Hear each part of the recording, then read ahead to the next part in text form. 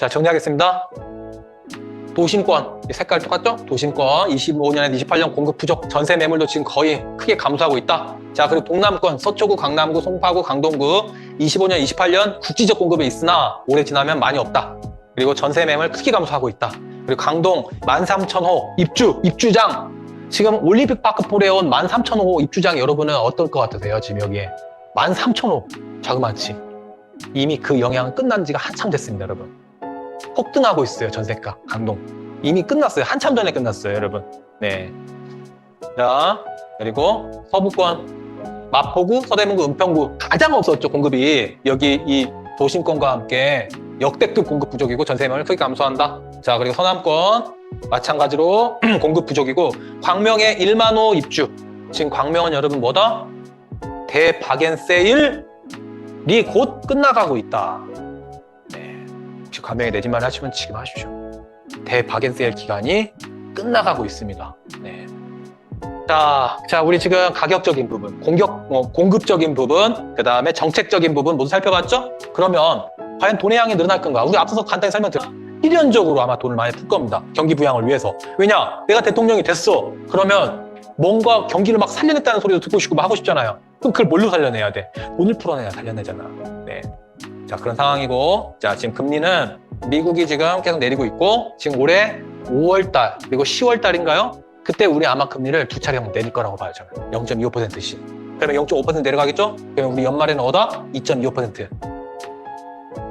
근데 5월 달에 만일 안 내렸다고 막 금토리 막 거짓말 했네? 그러시면 안 돼요? 아시죠? 네. 내릴 확률이 매우 높아요. 그러면 금리를 내린다는 거는 뭐예요? 시장에 돈이 많아질 확률이 높다는 거죠. 그렇죠? 자, 금리를 뭐 한 해 올리고 한 해 내리고 이런 게 아니죠. 큰 추세적으로 올렸다가 내렸다가 이렇게 가죠. 그러면 갑자기 금리를 지금 이렇게 올릴 확률이 있습니까? 없습니까? 경기도 이렇게 안 좋은데.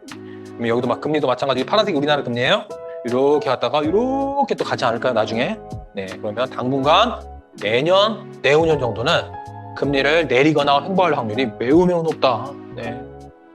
자, 한번 보세요. 지금 2시간 전에 기사예요, 여러분. 경기 둔화 시사한 KDI 기준금리 인하 유력. 자, 내리겠다는 거죠. 자, 그리고 10시간 전에 하는 5월 금리 인하 무게. 네, 내릴 확률이 매우 높습니다. 자, 한번 보세요. 돈이 과연 아파트 가격에 어떻게 영향을 끼치는지. 1986년부터 최근까지 아파트 가격과 그리고 이거는 돈의 양이에요. 돈의 양. 통화량, 유동성. 자, 한번 보세요. 돈의 양이 이게 약 40년 동안의 차트죠, 지금. 돈의 양이 어떻습니까? 계속 늘어나죠, 결국은. 특수한 경우 빼고 언제? IMF나 또는 금융위기나 코로나나 이때 빼고, 그렇죠? 결국 어떻게 됩니까? 돈이 늘어나니까 아파트 가격도 올라가고 돈이 조금 줄어드니까 여기 지금 돈의 양이 살짝 줄어들죠, 이렇게. 그러니까 아파트 가격이 수행에서 좀 떨어지고 다시 돈이 크게 늘어나니까 아파트 가격이 크게 올라가고 여기 값이 돈이 엄청나게 폭등하죠, 순간적으로 돈의 양이. 이때 코로나로 돈을 엄청 풀었잖아요. 그러니까 아파트 가격이 갑자기 어떻습니까? 아파트 가격에 돈의 양이 밀어붙여버리네, 밀어 올리네. 그러다가 물가가 이렇게 돈을 엄청 풀으니까 결국 뭐가 발생해요? 인플레이션. 우리 22년 기억나요, 여러분? 물가 엄청 올랐던 거 그때? 우리 그때 22년 전만 해도 물가 오르기 전만 해도 여기 시내 나가보면 점심 한 끼 다 7,000원, 8,000원 이런 거 대부분 그랬죠. 근데 지금 10,000원 다 넘죠. 그게 불과 1, 2년 사이에 만들어진 일이에요, 여러분. 왜? 이때 돈을 너무 많이 풀었기 때문에. 그때가 언제? 21년. 돈을 너무 많이 푸니까 물가가 이렇게 많이 오르니까 정부에서 뭘 해요?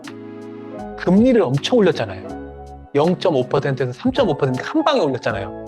금리를 올리면 돈의 양이 줄어들어요? 늘어나요? 금리를 막 올려. 그럼 사람들이 대출 받아, 안 받아? 안 받죠. 그럼 돈의 양이 줄어들죠. 돈의 양이 어떻다? 줄어들었다. 네, 이게 22년의 모습이에요. 그러다가 최근에는 다시 이제 돈의 양이 줄어드는 게 끝나고 돈의 양이 늘어나고 있어요. 늘어나고. 그렇죠? 늘어나는 거 보이죠? 이 제 눈만 보이는 거 아니죠, 여러분? 돈의 양이 늘어나고 아파트 가격도 어때요? 살짝 조금 들어버리네. 그렇죠? 그러면 여러분 생각은 어떻습니까? 갑자기 이렇게 돈의 양도 요 특수한 경우를 제외하고는 큰 흐름으로 가죠, 이렇게. 그러면 여기에서 갑자기 이렇게 갔다가 여기 이렇게 갈 확률이 있을까요? 이렇게 돈의 양이 이렇게 늘어나지 않을까요? 이렇게 이런 식으로? 네, 그렇습니다. 자, 소비자 물가지수. 자, 한번 보세요. 우리 지금 이 과자 가격을 보니까 저도 깜짝 놀랐어요. 이 치토스 하나가 2,720원? 어렸을 때 저 이거 200원은 기억이 나거든요. 엄마가 200원 주면 학교 끝나고 슈퍼 들러서 하나 들고 먹으면서 오고. 네. 여러분 뭐 한 50원 기억나는 건 아니죠? 네. 자, 1986년부터 최근까지 파란선은 서울의 아파트 가격. 그리고 분홍색은 소비자 물가 지수예요. 우리나라 물가, 합친 물가. 그런데 어떻습니까? 결국 여친 끝을 일부러 제가 맞춰놨어요. 서울의 아파트 가격과 물가를 딱 맞춰놨어요. 일부러. 그랬더니 결국은 뭐다? 물가하고 비슷하게 흘러가더라. 치토스 가격이 지금 2,720원이지만 10년 후에 1,000원 될까요? 900원으로 떨어질까요? 10년 후에 얼마 갈까요? 적어도 한 4,000원 가지 않겠어요? 그렇다고 본다면 향후의 아파트 가격은 어떻게 될까? 네. 자, 물론 2021년도에 코로나로 돈을 엄청 풀었기 때문에 아파트 가격도 물가도 많이 상승했죠. 아파트가 먼저 상승하고 물가가 뒤따라가요. 먼저 아파트가 상승하고 물가가 뒤따라갔죠. 그렇죠? 자, 그런데 이렇게 이 물가보다 아파트 가격이 훨씬 위에 있을 때 이럴 때는 조심해야 돼요. 이럴 땐 조심해야 돼. 왜? 물가보다 너무 많이 올라갔으니까 이런 조정도 받을 수 있는 거예요. 그렇죠? 너무 많이 올라갔잖아요. 우리 지금 통계로 봤을 때 이때도 물가보다 아파트 가격이 훨씬 치어 올라갔죠. 그러니까 어때요? 조정받았죠. 이때도 마찬가지로 물가보다 최근 2022년도 몇 년 전이에요? 3년 전, 2년 전이에요? 이렇게 올라가니까 조정받았죠. 근데 현재는 어떻다? 물가보다 아파트 가격이 너무 많이 올랐다는 서울도 여전히 아래에 있다. 네, 아래에 있다. 네. 만일 이게 물가보다 더 튀어 올라가는 시기가 오면 그땐 여러분 저한테 삐삐 치세요. 그때 어떻게 할지 알려드릴게요. 네. 자, 좋습니다. 그래서 지금은 이 물가보다 서울의 아파트 가격이 그토록 많이 올랐다지만 마이너스 4%, 4.8%는 낮다. 최근에 서울이 좀 올라가지고 물가보다 마이너스 6.3 위치에 있다가 4.8까지 살짝 올라갔다. 네. 자, 그러면 지금 여러분 우리 서울은 2022년 크게 조정받고 23년 초부터 지금 꽤 상승장이 한 2년 정도 오는 시장이잖아요. 중간에 물론 등락은 있었지만 큰 흐름 봤을 때. 그렇죠? 그러면 서울은 지금 상승장 초반입니까? 아니면은 상승장 후반입니까? 2015년부터 시작된 상승장 후반입니까? 매우 애매하죠. 모르겠죠. 네, 저도 모르겠어요. 상승장 초반 같기도 상승장 후반 같기도 해요. 왜? 시장이 왜곡돼서. 문재인 정부에서 가만 놔뒀으면 상승장 후반이 이미 끝났겠지. 이제 3기 신도시도 입주하고 있겠지. 서울의 재개발 재건축이 지금 이제 완성돼가지고 공급이 많겠지. 그럼 상승장 후반이 이제 좀 막 끝났겠죠. 근데 시장을 왜곡시켜버렸다. 네, 그래서 상승장 초반 같기도 후반 같기도 한 애매한 시장이다. 자, 그러면 지금 뭐 상승장이 조금 애매한 시장이긴 하지만 과거에 2023년부터 한번 2022년 크게 하락하고 2023년부터 다시 상승한 거기 때문에 상승장 초반으로 바라본다면 과연 시장은 향후 어떻게 흘러갈 것인가? 23년, 24년, 25년 지금까지 상급지 위주로만 큰 상승을 했으니까 과연 후반 어떨 것인지 과거를 통해서 한번 우리 생각을 해보자고.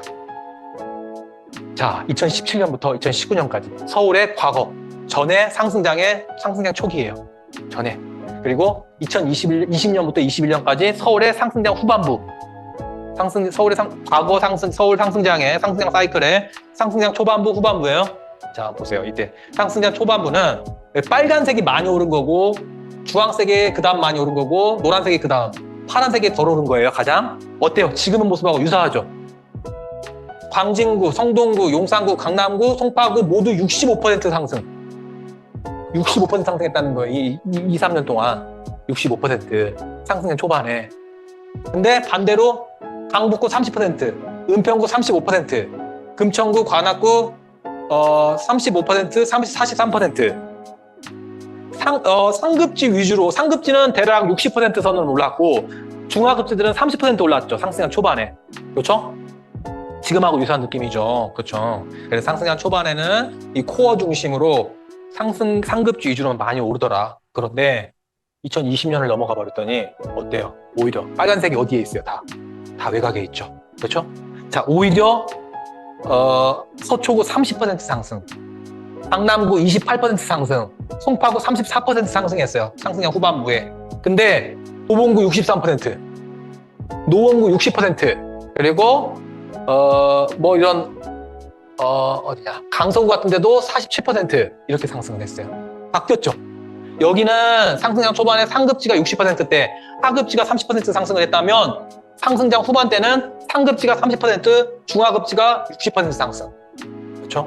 그래서 앞서 얘기한 것처럼 지금 이제 이때와 같이 이때보다 양극화가 훨씬 심화된 시장이기 때문에 또 정권도 그렇고 공급도 그렇고 여러 규제가 여전히 겹겹이 쌓여있기 때문에 양극화는 여전히 진행이 되겠지만 26년, 27년, 28년은 중하급지 갭 메우기도 동시에 진행될 확률이 매우 높다. 왜? 공급도 씨가 말랐으니까. 중하급지는 특히 전세가 공급이 없어서 전세 매물이 없어서 전세가가 많이 오르면 따라 오르니까. 네, 그래서 중하급지도 이제 특히 잘 봐야 한다. 네, 갈아타기도 여전히 유효하다. 네.